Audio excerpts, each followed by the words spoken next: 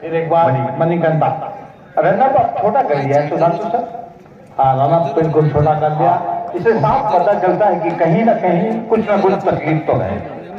दिल से शुक्रिया अदा जिन्होंने खिलाड़ियों का हौसला अफजाई करने के लिए, उत्साह बढ़ाने के लिए क्रिकेट में जो अपनी तरह का एक अलग अंदाज है उनका, जो है योगदान देने का, अनुदान देने का, वो काबिल तारीफ है। बहुत बहुत धन्यवाद नायक सर।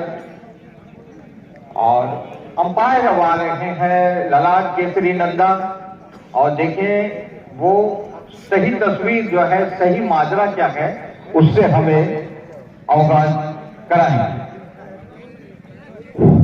संजय सर, ये जो चोटी में हो गए हैं मणिकंठा, और उसके बाद तो क्या होगा देखना पड़ेगा। इस वक्त खेल थोड़े देर के लिए रोका गया है। 3 ओवर के बाद 11 रन एक विकेट के नुकसान पर। इस तरह से जो करेंट रन रेट है बहुत कम है।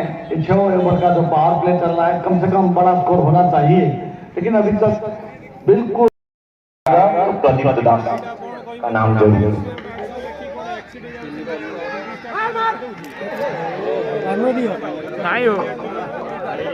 भारत माता की जय, भारत माता की जय, वंदे वंदे।